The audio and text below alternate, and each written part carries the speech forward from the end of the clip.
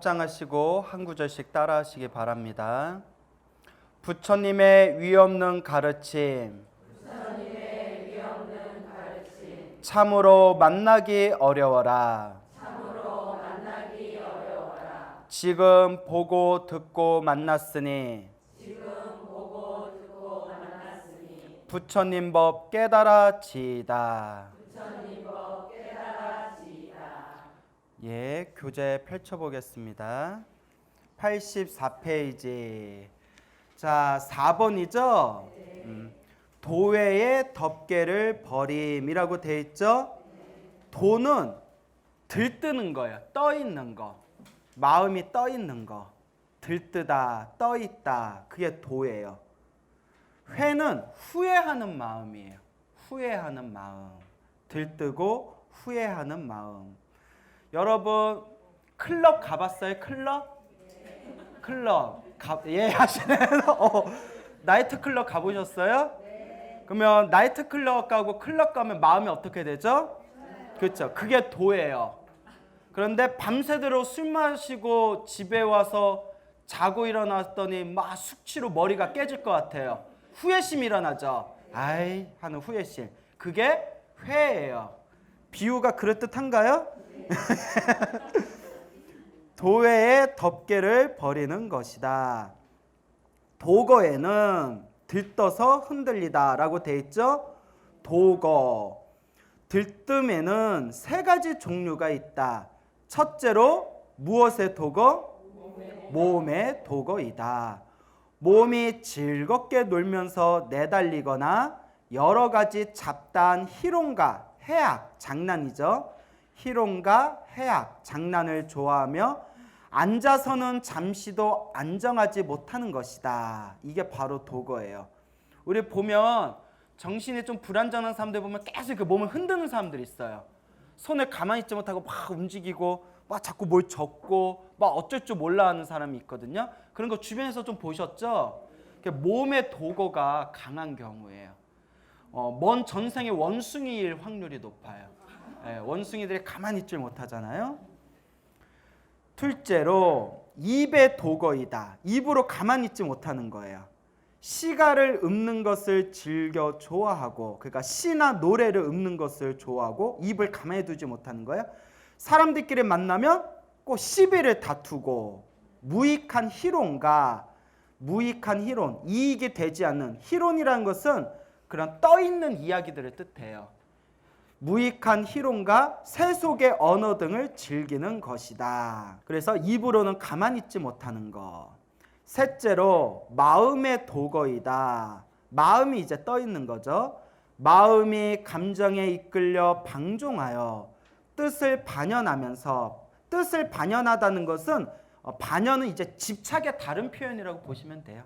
그것에 이제 집착하면서 마음이 감정에 이끌리고 방종하다. 방종하는 것만 이리저리 날뛰다라는 뜻이죠. 이리저리 날뛰고 뜻을 반영하면서, 그러니까 이제 내 생각, 뜻에 집착하면서 문학이죠. 문학이나 예술, 세간의 재주 혹은 기술, 모든 나쁜 각관 따위를 생각하는 것을 일러 모조리.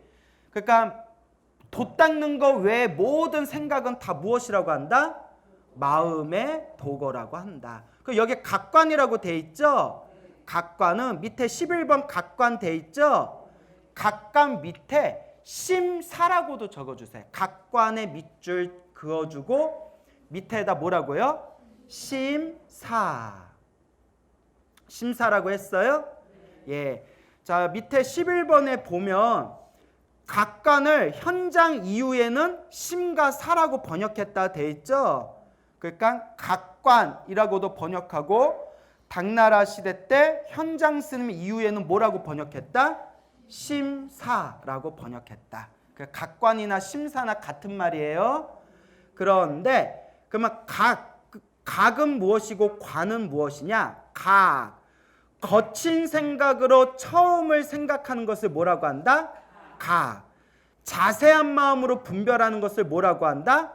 관. 이러니까 무슨 말인지 어렵죠? 이렇게 생각하면 돼요. 보세요. 여러분들이 누군가를 생각하면서 그 사람에 대해서 싫은 생각이 딱 났어요. 싫어하는 거친 생각이 딱 나면 그 거친 생각을 뭐라고 한다고요? 각. 그리고 그 사람에 대한 그 싫어하는 마음은 놓아버렸지만 그래도 그 사람에 대한 이렇게 은은한 그런 기분 나쁜 별로 만나고 싶지 않은 은은한 마음은 계속 이렇게 담아두고 있어요. 그럼 뭐라고 한다? 관. 그러니까 비유를 들자면. 그래서 우리가 어떠한 대상을 봤을 때 그 대상에 대해서 강렬한 생각은 각이라고 하고 강렬한 생각은 잊혀졌지만 그 대상에 대한 어떤 미세한 생각은 뭐라고 한다? 관이라고 해요. 그래서 논서에 보면 비유를 들 때 큰 종 있죠. 큰 종을 한번 땡 치면 큰 소리로 땡 하는 소리가 들리죠. 땡 하는 소리는 각이고 땡 하는 소리가 끝나면서 웅거리는 여운이 있죠. 그건 뭘까요? 관이에요. 비유를 들자면. 그래서 여러분들이 무언가에 대해서 딱 하고 거친 생각, 그런 어떤 강렬한 생각이 딱 일어나면 그거는 각이라고 하고 각 말고 또 다른 말로 뭐라고 한다고 했어요? 심이라고 해요. 그리고 강렬한 생각은 잊혀졌지만 은은한 미세한 생각이 흘러가는 것은 뭐라고 한다? 관이라고 하고 또 뭐라고 번역한다? 사라고 번역합니다. 알겠습니까? 그러면 여러분들이 우리가 명상수행 같이 할 때 느낄 거예요. 명상수행을 딱 할 때 무언가가 딱 생각이 났어요. 무언가가 딱 생각이 났을 때 그는 뭐가 될까요? 각이 돼요. 그리고 무언가가 생각이 딱 나서 그 생각을 놓아버렸지만 계속 그 생각이 은은하게 자꾸 내 생각 속에서 머무르면 뭐가 될까요? 관이 되는 거예요. 그러니까 이거는 명상수행을 하다 보면 내가 일어나고 사라지는 생각 중에서 강렬한 생각이 있고 그 밑에 흐르는 미세한 생각들이 있어요. 요거는 이제 내 마음을 자꾸 관찰하다 보면 이해되어지게 되겠죠. 그래서 모든 나쁜 각관, 그러니까 생각의 작용이라고 생각하시면 돼요. 옆에다 적어주세요. 각관은 생각의 작용. 생각의 거친 작용은 뭐라고 하고? 각. 생각의 미세한 작용은 뭐라고 한다? 관. 그래서 통틀어서 모든 거칠고 미세한 모든 생각의 작용. 이렇게 이해하시면 되겠습니다. 알겠죠? 자, 이 모든 몸으로 들뜬 거, 입으로 듣던 거, 생각으로 들뜬 거 이것을 다 통틀어서 무엇이라고 부른다? 두 글자로 도거라고 부르게 된다. 알겠습니까? 자, 그럼 한번 또 넘겨볼까요? 이 들떠 있는 도거의 법은, 들떠서 흔들리는 도거의 법은 출가한 사람, 여서 출가한 사람은 우리 스님들처럼 머리를 깎은 분들을 포함해서 수행하는 사람을 다 통틀어서 표현하는 거예요. 수행자의 마음을 어떻게 한다? 파괴한다. 수행자의 마음을 파괴한다. 사람의 마음을 거두어들여도 가히 무엇에 들 수 없는데 선정. 몸과 마음이 고요해진 경지를 뭐라고 한다고 했죠? 선정이라고 한다고 했죠? 몸과 마음이 고요해진 경지. 선정에 들 수 없는데 하물며 들떠서 흔들리고 산란하면 어지럽다는 뜻이죠. 산란하면 어찌 무엇에 들 수 있겠는가? 어떻게 선정에 들 수가 있겠냐? 못 들어간다는 뜻이겠죠. 항상 들떠 있으면. 들떠 흔들리고 산란한 사람은 자, 마치 술 취한 코끼리에 무엇이 없는 것 같아서 갈고리가 없는 것과 같아서, 그러니까 우리로 표현하면 황소에 뭐가 없는 것 같아서 곱비가 없는 것 같아서, 황소에 곱비가 없는 것 같아서 술 취한 코끼리를 다스리려면 갈고리가 있어야 되는데 갈고리가 없는 것 같아서 콧구멍을 꿰지 않은 낙타와도 같아. 뭐 할 수가 없다? 내 마음을 조절할 수가 없다. 나 자신을 조절할 수가 없다.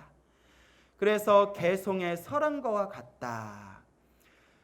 그대가 이미 머리를 깎고 물들인 옷을 입었으며, 머리를 깎았다는 건 삭발을 뜻하죠. 삭발. 물들은 옷을 입었다는 것은 이제 승복, 회색 승복을 뜻하는 거겠죠. 혹은 인도에서는 요 가사를 여러분들이 입고 있는 옷을 시주 받아 가지고 거기를 이제 스님들이 입는 복장으로 만들어서 요거를 이제 물을 들여요. 그래서 물 들이는 거, 가사에 물 들인 거, 스님을 상징하는 복장이겠죠. 무엇을 손에 들고? 바루를 손에 들고, 바리떼, 바루를 손에 들고 걸식하고 다니거늘. 그러니까 머리를 깎고 이제 물들인 거친 옷을 입고 바루 하나 들고 걸식하고 다니면서 세속과 세간의 모든 그런 욕망과 쾌락에서 벗어났는데, 이미 벗어나 놓고 어찌 장난삼아 들뜨는 법, 도거를 즐겨 집착하며, 도법을 즐겨 집착하며, 방일하게는 거리낌 없이, 제멋대로란 뜻이죠. 거리낌 없이 제멋대로 정을 함부로 하여 불법의 이익을 잃을 것인가. 여기서 말한 정은 생각을 뜻하는 거예요. 마음짜리 생각을 함부로 움직여서 무엇의 이익을 잃을 것인가? 불법의 이익을 잃을 것인가. 우리가 도를 닦겠다, 불법을 닦겠다 마음을 일으켰으면 온전하게 수행을 하고 도를 닦아야 되는데, 도 닦겠다고 마음에 큰 발심을 일으켜 놓고서 걸그룹 노래 듣고 막 영화 보고 막 만화책 보고 사우나 가서 막 히덕거리고 그런 식으로 시간을 빼앗긴다면 언제 우리가 불법을 닦을 수 있겠는가라는 의미가 되겠습니다. 그렇죠? 근데 이제 그렇다고 문화생활을 하지 말라는 건 아니, 알겠죠? 문화생활을 하지 말라는 건 아니고, 이건 이제 스님들을 향해서 하는 얘기죠. 이미 불법 수행의 이익도 잃었고 또한 세간의 즐거움도 잃었으니, 왜냐? 불법을 닦겠다고 출가했는데 불법을 제대로 닦지 않으면 무엇의 이익도 잃어버렸고 불법 수행의 이익도 잃어버렸고, 또한 무엇도 잃어버린 거다? 세간의 즐거움도 잃었다. 그러니까 이도저도 아닌 거예요. 우리 비유를 들면, 우리 가끔 공부 못하는 학생들일수록 도서관에 가가지고 공부하겠다고 도서관에 가서 멍 때리잖아요. 그러면 노는 것도 아니고 공부하는 것도 아니고 남 얘기 같지 않죠? 그래서 이도 아니고 저도 아닌 거. 그러니까 이왕 불법을 만나서 수행한다면 제대로 한번 수행해 봐라 라는 의미가 되겠죠. 그 잘못을 이미 알아차렸다면 마땅히 급히, 이것이 뭘까요? 도거죠. 도거 들뜨고 이렇게 흔들리는 헛된 마음을 버려야 된다라는 의미가 되겠습니다. 자, 지금 여기까지는 도회 중에서 뭐에 대해서 얘기한 걸까요? 도에 대해서 얘기한 거야. 이제 밑에 부분부터는 회에 대해서 나옵니다. 회. 뉘우침이라는 것은, 뉘우침하면 약간 우리가 좀 뉘앙스가 헷갈려요. 그 후회라고 파악하면 돼요. 후회. 여러분, 후회는 잘 보세요. 후회하는 마음은 수행하는데 도움도 되고 수행하는데 방해도 된답니다. 왜 도움이 되냐? 후회하는 마음 때문에 스스로 부끄럽고 반성하고 참회하면서 그 후회심 때문에 내가 이제 이 짓은 다시는 안 하리라 라는 마음을 일으키기 때문에 수행하는 데 도움이 된대요. 후회하는 마음이. 그런데 후회하는 마음은 또 수행에 방해가 된답니다. 왜냐? 수행할 때마다 그 후회하는 마음이 자꾸 밀려와서 그게 번뇌로 작용해가지고 수행하는 데 자꾸 어려움을 준다는 거예요. 어떤 영화에 보면 이런 게 나와요. 어떤 여자였는데 여자가 과거의 잘못 때문에 남편이 죽어요. 자기의 어떤 말실수 때문에. 남편이 죽으니까 그거에 대한, 내가 남편한테 왜 그런 말을 했지? 왜 남편한테 그런 짓을 했지? 라고 후회하고 자책감에 휩쓸려서 그걸 극복하지 못하고 막 그냥 남자 관계를 문란하게 가지면서 스스로 자기 파괴를 하면서 그런 어떤 스스로를 막 힘들고 괴롭게 만드는, 그걸로 이제 남편에 대한 그런 어떤 미안함과 괴로움을 그걸로 막 속죄하는 그런 어리석은 캐릭터의 그런 여자 주인공이 나오는 영화가 있었어요. 요게 후회감을 잘못 사용하는 어떤 하나의 그 사례가 될 수가 있겠죠. 그래서 여러분들도 마음에 어떤 후회심이 들면 그 후회심 때문에 스스로 파괴하는 마음, 자기를 파괴하거나 스스로를 자책하는 마음에 빠지지 말고, 후회하는 마음이 들면 그 마음을 어떻게 승화시켜야 된다? 내가 이 후회심을 가지고 더 선업을 짓고 공덕을 지어서 내가 실수한 이 잘못을 어떻게든 내가 선업과 공덕으로 그것을 극복해 나가겠다라는 마음을 가지셔야 됩니다. 알겠습니까? 자, 그래서 그게 참 중요해요. 자, 뉘우침, 후회라는 것은, 뉘우침, 후회가 능히 무엇을 이루는 것이다? 덮개. 무엇에 덮개죠? 내 깨끗한 마음을 덮어버리는 것, 내 수행을 덮어버리는 것. 만약 도거에 들떠서 흔들리는 것, 앞에서 배운 도거에 뉘우침이 없다면, 그러니까 후회심이 없다면, 도회 중에서 회가 없고 도만 있다면 아직 덮개가 아니다. 아직 덮개가 아니다. 우리가 지금 배우는 게 5개잖아요. 5가지 덮개. 그렇죠. 5개를 배우고 있는데 5개 중에서 하나가 도회잖아요. 그렇죠. 도거와 후회인데, 후회가 없고 도거만 있을 때, 그 들떠서 흔들리는 것까지는 덮개라고 한다, 안 한다? 덮개라고 안 한다. 도거에 뭐가 함께 있어야? 후회, 회가 같이 있어야, 뉘우침이 함께 있어야 무엇을 이루게 된다? 덮개를 이루게 된다. 왜냐하면 도거에 있을 때는 아직 연 가운데 있는 것이 아니기 때문이다. 이거 말이 좀 어렵죠? 자, 연에다 동그라미. 우리가 연은 조건이란 뜻이에요. 조건. 뭐라고요? 예. 그러니까 이렇게 해석을 해봐요. 왜냐하면 도거, 회가 없이, 후회가 없이 도거만 있을 때에는 아직은 연을 뭐라고 하라고 했어요? 그래서 덮개가 될 만한 조건 가운데 있는 것이 아니다. 이제 이해가 가세요? 예. 도거와 후회가 함께 섞여서 도회가 되어야 덮개가 될 만한 조건이 되는데, 도거만 있을 때는 아직 무엇이 될 만한? 덮개가 될 만한 조건 가운데 있는 것이 아니다. 이렇게 해석해 주면 됩니다. 알겠습니까? 자, 연에다가 조건이라고 했어요? 예, 덮개가 될 만한 조건, 이렇게 써주세요.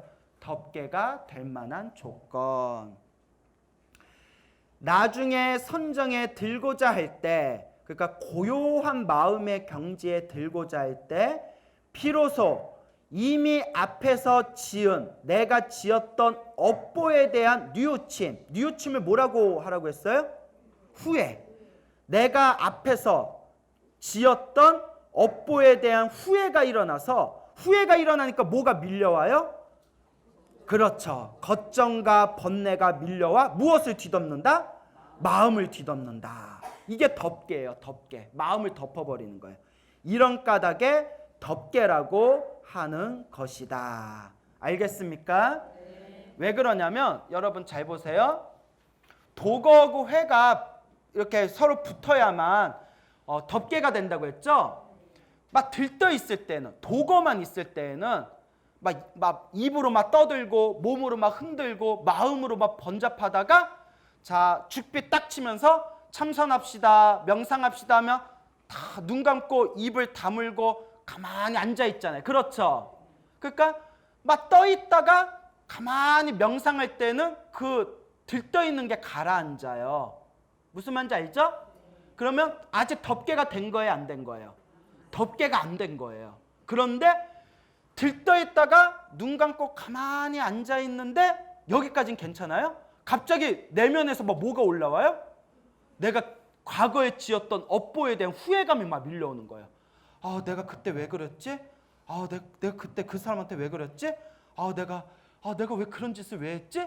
막 이런 막 번뇌가 막 계속 일어나다 보니까 염불이나 명상 수행에 집중하지 못하고 내 마음이 어떻게 돼요?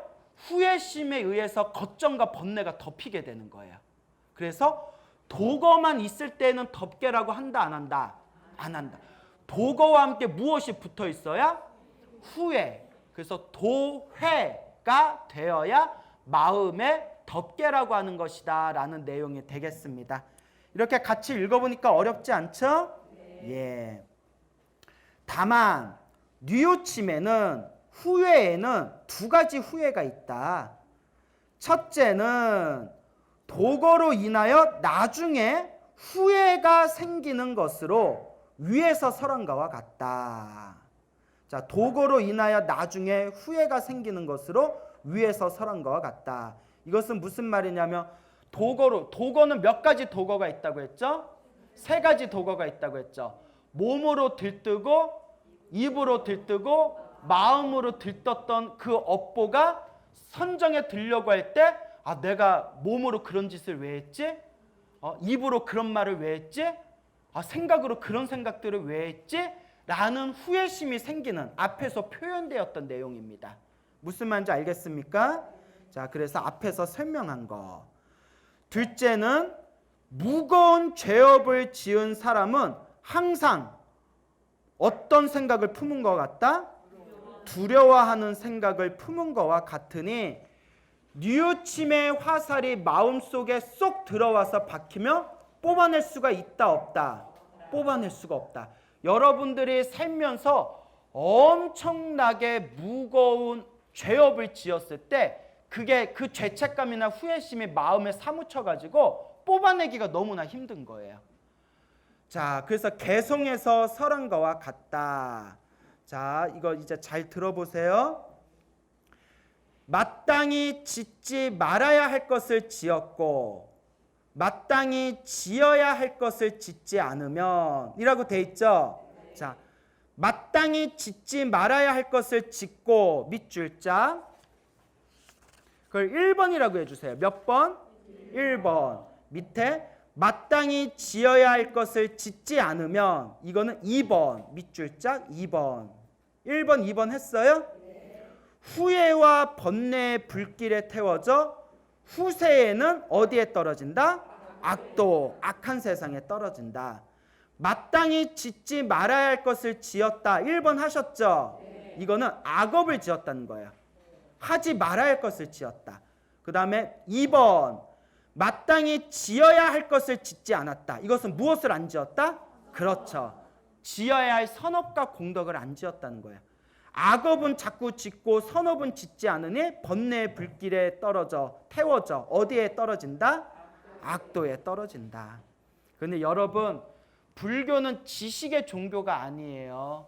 우리가 이렇게 경전 공부하고 부처님의 말씀을 공부하는 것을 머리로 지식으로 받아들이면 안 돼요. 무엇으로 받아들여야 된다? 그렇죠. 마음으로 받아들이고 실천의 행으로 나아가야 됩니다. 우리가 앞으로 공부하면서 여러분들 느끼겠지만 팔만대장경 대승경전의 마지막 핵심 원리는 육바라밀이에요. 무엇이다? 결국 우리가 공부하는 모든 경전 공부는 육바라밀을 하는 방법에 대한 매뉴얼이에요. 그래서 항상 짓지 말아야 할 악업은 짓지 말고 마땅히 자꾸 지어야 할 선업은 어떻게 해야 된다? 자꾸 지어 나가야 된다라는 것을 명심하시기 바랍니다.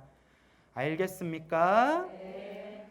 만약 사람이 죄를 능히 뉘우치면 뉘우치고 난 다음에는 다시 뭐 하지 말아라? 근심하지 말아라. 야, 만약 사람이 죄를 지었는데 여기서 이제 죄를 후회한다면 자, 후회하고 난 다음에는 진실한 마음으로 그것을 뉘우치고 뭐 하지 말아라? 근심하지 말아라. 어떤 후회하는 마음이 생겼으면 내가 다시는 그걸 짓지 말아야지라고 결심한 뒤에는 더 이상 그거에 자책감을 가지지 말고 그것에 끄달리지 말아라. 과거는 과거로 끊어버리고 선업과 공덕을 짓는 길로 끊임없이 정진하라라는 의미가 되겠습니다. 이와 같으면 마음이 어떡하리니? 안락하리니. 마땅히 항상 생각하여 자 무엇하지 말아라? 무엇에 집착하지 말아라? 내가 지은 그 후회하는 마음, 자책하는 마음에 더 이상 집착하지 말고 집착할 시간에 차라리 무엇을 더해라? 그렇죠. 선업과 공덕을 더 쌓아나가라 라는 의미가 되겠습니다. 두 가지의 뉘우침이 있는 것과 같으니 만약 마땅히 지어야 할 것을 짓지 않았거나 1. 앞에서 우리가 1, 2 한 거 있죠? 예. 마땅히 지어야 할 것을 짓지 않았거나 1. 마땅히 짓지 말아야 할 것을 짓는다면 2. 여기서 이제 지어야 할 것을 짓지 않았다. 선업을 짓지 않았다는 거고요. 하지 말아야 할 것을 하였다. 이거는 그렇죠. 악업을 지은 거겠죠. 이것이 바로 누구의 모습이다? 어리석은 사람의 모습인데 이게 남 얘기가 아니에요. 누구 얘기예요? 우리 얘기야. 이게 우리 얘기예요. 하지 말아야지 하면서 또 해. 해야지 하면서 안 해. 그래서 우리 중생이 이와 같이 윤회하는구나. 죽고 태어나면서 내가 지은 업보대로 살아가는구나. 여러분 인생사 별거 없어요. 인생은 딱 자기가 지은 업보대로 살아요. 광우스면 광우스미 지은 업보대로 지금 살고 있는 거고 여러분들은 여러분들이 지은 업보대로 살고 있는 거예요.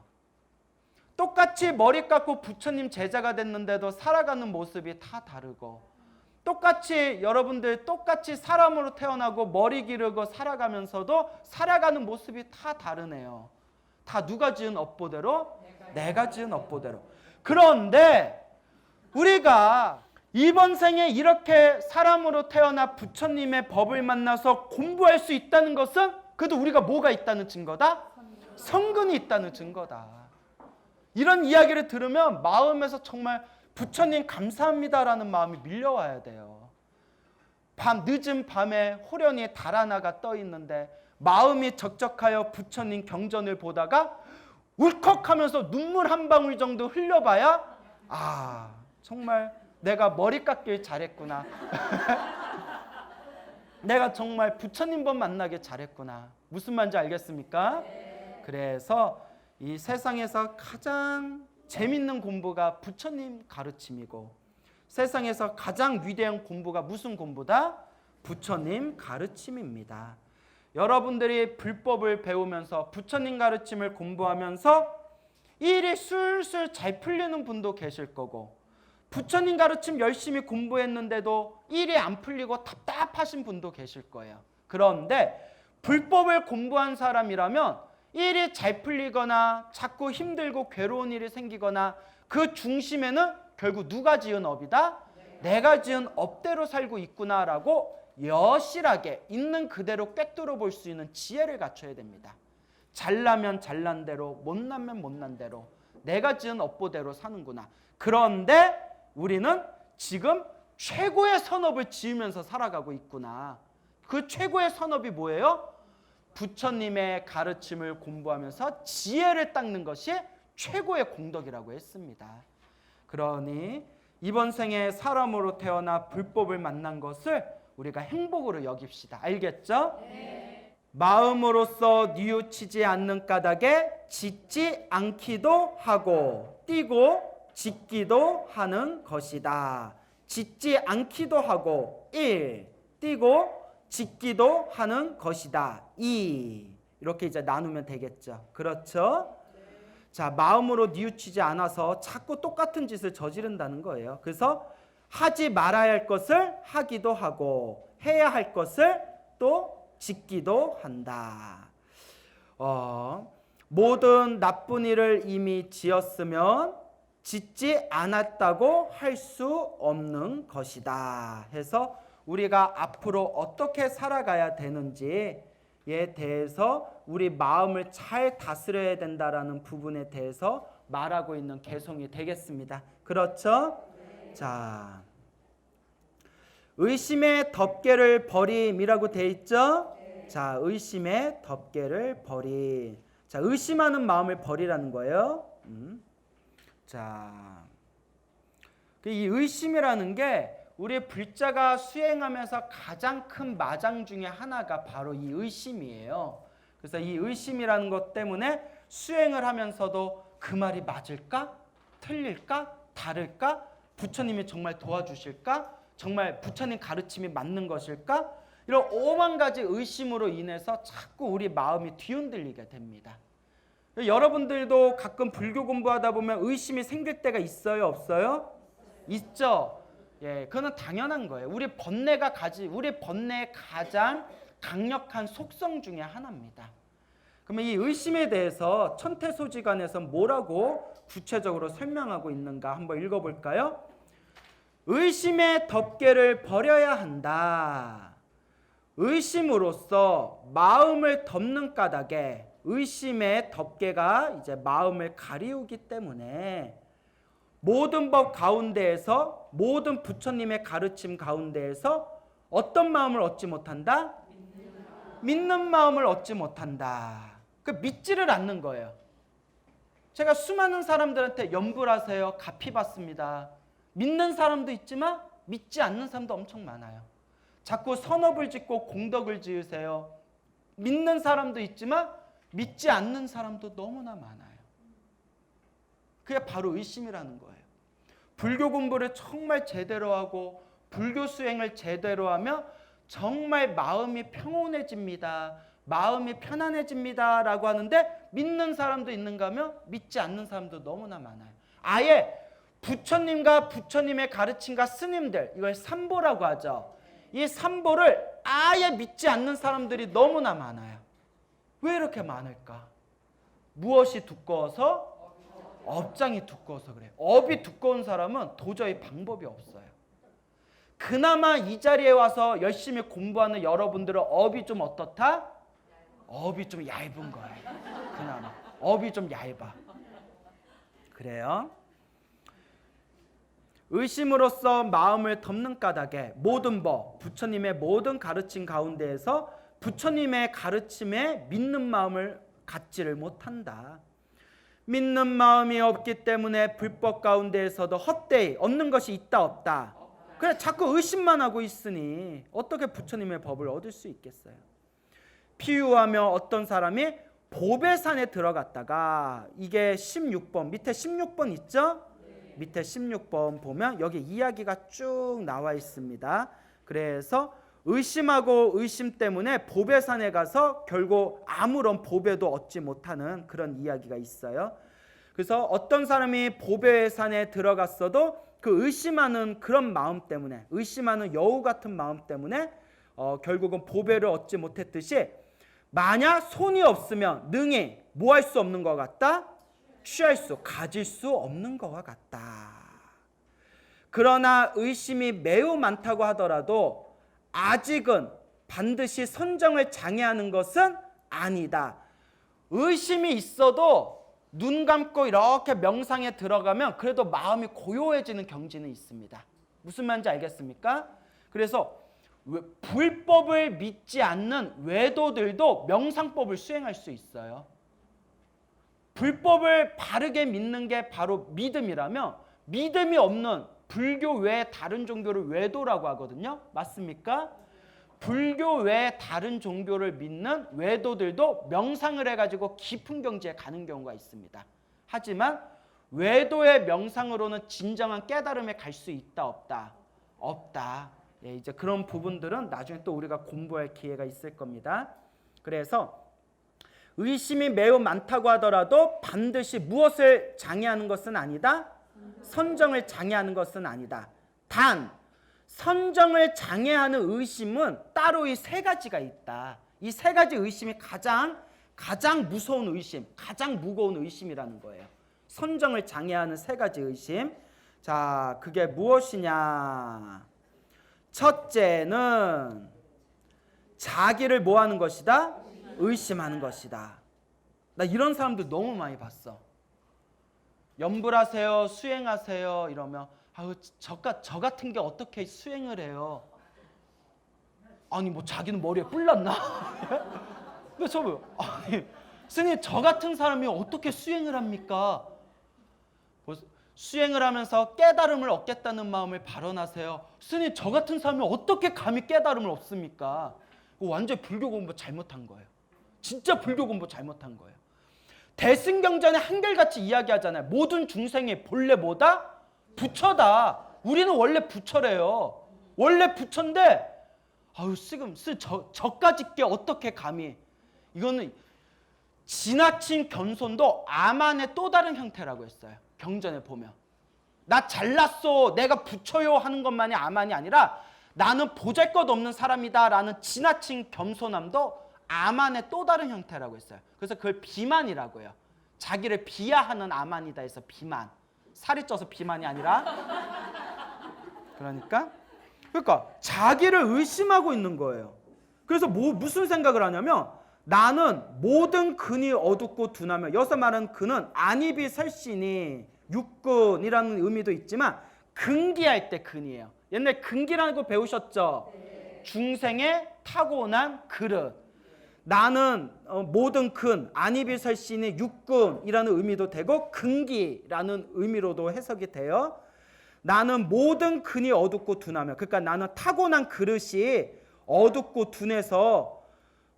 둔하며 또 지금까지 지었던 죄 업보가 너무나 더럽고 깊고 무거우니 그 사람이 아니지 않은가. 여기서 말하는 그 사람은 선정을 닦는 사람들을 포함해서 내가 저 사람들과 같지 아니하지 않은가. 그러니까 자기를 비하하고 있는 거예요. 스스로 이같이 의심을 지으면서 아우 나같이 못난 사람이 저 사람들처럼 어떻게 닦을 수 있겠어 하면서 끝내 선정의 법을 일으킬 수가 없는 것이다. 만약 선정을 닦고자 한다면 마땅히 자기를 뭐하게 여기지 말아야 된다? 가볍게 여기지 말아야 된다. 과거 전생에서부터 우리가 지었던 성근이란 헤아리기가 어렵기 때문이다. 그러니 이미 이번 생에 부처님 법을 만났다는 것 자체가 이미 다 무엇이 있는 사람들이다? 성근이 있는 사람이에요. 왜 스스로를 비하하세요? 그래서 우리가 경전 강의 요거 마치고 나면 30분 동안 명상 수행 하잖아요. 그게 굉장히 중요한 겁니다. 우리 이렇게 주변에 보면 딱 경전 공부만 하고 명상 수행은 안 하는 데가 있고, 그렇죠?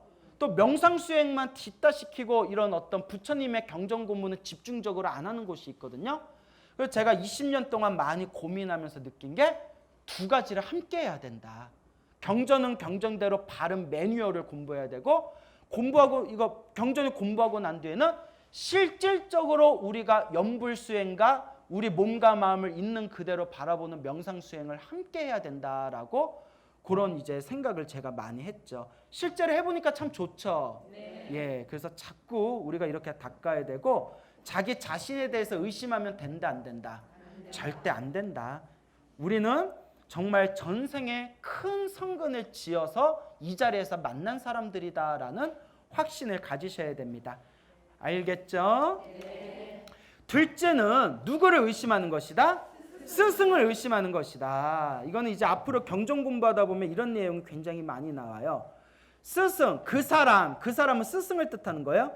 그 사람의 위와 겉모습이 이와 같으니, 위는 그 평소의 언행을 뜻하는 거예요. 평소의 언행, 겉모습, 위의, 그 사람의 겉으로 드러나는 언행을 뜻하는 거예요.